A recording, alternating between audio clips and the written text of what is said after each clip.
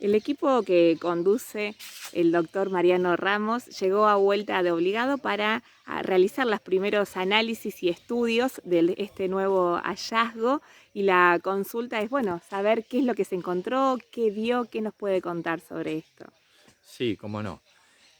Bueno, gracias por hacer las notas, como siempre, Vicky, en primer lugar. Y en segundo lugar, sí, vinimos porque este tipo de hallazgo nos interesa. Y todo tipo de hallazgo que aparece acá en Vuelta Obligado, no necesariamente la batalla de la Vuelta Obligado, sino que también hay que considerar que Vuelta Obligado es un pueblo que tuvo un puerto que funcionó entre 1896 y 1952. Se instalaron muelles, hubo barcos que circularon, un hotel, etcétera, etcétera. Muchísima gente que vivía acá en Vuelta Obligado, algunos hablan de más de 2.000 personas, quizás fueran 3.000, alrededor de 3.000. Tenía estafeta, tenía bombero, tenía sala de primeros auxilios, tenía de todo. Un hotel, ¿no? Entonces, lo que apareció puede ser un modelo de un elemento que se utilizaba, una especie de rodillo más complejo, que se utilizaba para levantar las cadenas de los barcos. Y no de los barcos de guerra, sino de los barcos mercantes. El modelo que tenemos, por lo menos lo que estábamos hablando recién con los especialistas que vinieron de nuestro equipo, es que se trataría de un implemento, una máquina para levantar cadenas, pero de un barco mercante. Eh, Vamos a ver, en este caso nosotros consideramos varias cuestiones. La primera de ellas es el contexto de hallazgo, es decir, en qué lugar fue hallado este aparato. Si el aparato fue hallado, por ejemplo, si tomamos como referencia la línea donde estaban tiradas las cadenas, bueno, esto es mucho más al norte, varios cientos de metros al norte.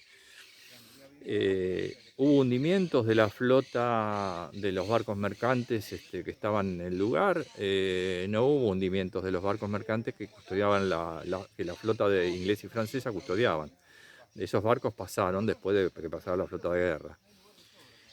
Suponemos, no descartamos nosotros que podría ser alguna embarcación vinculada a la época de la batalla, pero también es muy probable que sea, por la ubicación que tiene, que sea un barco X que no está vinculado a la batalla, que sea posterior, la máquina que apareció, ¿no? Ujú. Por ahora, es decir, no descartamos ninguna hipótesis porque estamos analizando, estamos limpiando el objeto. Es un aparato, una máquina bastante compleja que tiene madera y hierro y algunos engranajes, y tiene también dos tramos pequeños de cadenas cuyos eslabones miden 8 centímetros.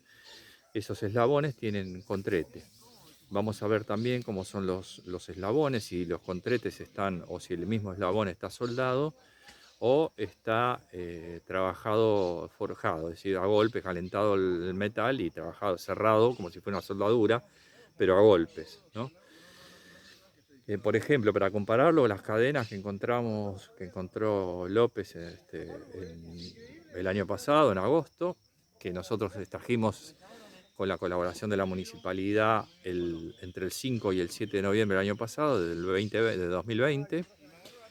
Bueno, esos eslabones no tienen soldadura, están preparados y aplastado el hierro a martillazo, calentado al rojo y después pegado, digamos, de alguna manera, casi, entre comillas, soldado, pero a martillazo. No hay soldadura como la que conocemos en esta época.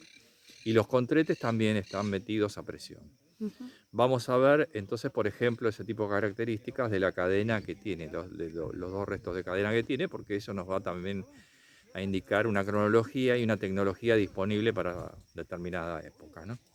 Ahora ya que lo encontraron, que está acá en el lugar, que lo están limpiando, que están haciendo los primeros estudios, ¿cómo sigue? ¿Cómo va a ser su conservación? Sí, la conservación va a ser, vamos a buscar un medio que sea lo más parecido, muy similar a donde estuvo, digamos, tanto tiempo eh, inserto, digamos, ¿no? Que fue en el agua. En el agua, y por lo que vimos nosotros, por la limpieza que le hicimos, prácticamente tapado por los sedimentos, es decir, por la tierra, las partículas de suspensión que lo taparon, el limo del lecho del río. Eh, como nosotros hicimos unas transectas acá buscando la tercera batería de la batalla de Vuelta Obligado, hicimos unas transectas y hicimos unas zanjas, en realidad, unas trincheras, no unas transectas. Unas trincheras que tienen cierta profundidad, algunas alcanzan cerca del metro, otras 80 centímetros, y esas trincheras son, no dieron material arqueológico. En esos lugares vamos a enterrar este objeto para que tenga las condiciones parecidas de humedad y temperatura. Ujú. ¿Es soñar decir que se podría restaurar en algún momento o es algo que es muy caro? No, podría restaurarse, a lo mejor. Hay que ver el grado de descomposición que tiene la madera y el metal. Se podría llegar a restaurar, pero después hay que garantizar la preservación de ese objeto. Y eso es lo que más caro que sale. Me Ujú. imagino que en este momento el Estado municipal no podría invertir en eso y es lógico porque tendría que, que- que apoyar lo que está haciendo, ¿no? El tema de la salud, como toda la provincia o la nación, ¿no? Ujú. Pero podría restaurarse y conservarse para su exposición. Bueno, por eso lo vamos a enterrar en ese lugar, vamos a marcar el lugar y vamos a tenerlo para el futuro, por si un día tenemos un museo, un museo a lo mejor del puerto, y está la posibilidad de exhibir objetos como el que estamos limpiando y estudiando hoy, ¿no? La escuela número 15 el año pasado hizo un trabajo de investigación que se llamó Hubo una vez un puerto y los chicos, los alumnos y la comunidad trabajó mucho en esa parte histórica de Vuelta de Obligado. Hubo una vez un puerto que fue tan importante para nosotros. Se podría pensar quizás en algún futuro en reunir todo ese material y quizás poder exponerlo, darle una proyección desde la Dirección de Cultura. Sí, a mí me parece una idea genial lo que ustedes hicieron. Hubo una vez un puerto, me parece muy bien. Todo ese material sería muy bueno aprovecharlo porque forma parte de la historia del pueblo. La batalla de la Vuelta Obligado fue un hecho muy importante, no solamente para Vuelta Obligado, también para la provincia de Buenos Aires y también para la nación argentina, pues es un hecho de soberanía nacional. Pero también el puerto forma parte de la historia de Vuelta Obligado y como funcionó por casi 6 décadas, y mucha gente que conocimos nosotros trabajó en el puerto. Cuando llegamos acá hace 21 años a trabajar en Vuelta Obligado, como si conocimos mucha gente mayor, algunos se murieron, pero que nos contaba de cuando trabajaba en el puerto y la actividad que tenía Vuelta Obligado en esa época, ¿no? La actividad económica, social, los carnavales que se organizaban en Vuelta Obligado, los bomberos que tenía Vuelta Obligado, el hospital, La todo. comisaría, el La correo, comisaría, el correo, la el hotel. panadería o el que repartía la leche, el pan y todas Claro, esas era un cosas. pueblo muy activo y para esa época era un pueblo, era una ciudad, porque en determinado momento del siglo dicen, bueno, para declarar ciudad, por ejemplo, cuando fue declarada José Cepaz. José Cepaz no llegaba a 8.000 habitantes, entonces era un pueblo. Cuando llegó, bueno, ahora tiene cientos de miles de personas.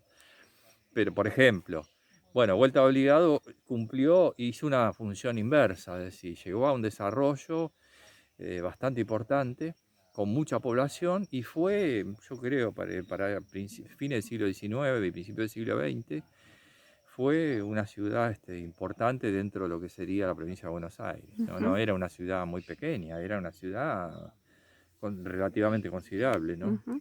Así que bueno, te agradecemos, Mariano, como siempre. Y bueno, vamos a esperar ansiosos los resultados, que sabemos que seguimos en pandemia, pero bueno, cuando estén, encantados de poder difundirlo. Bueno, muchísimas gracias, como siempre, Vicky, y muchas gracias por difundir todo esto.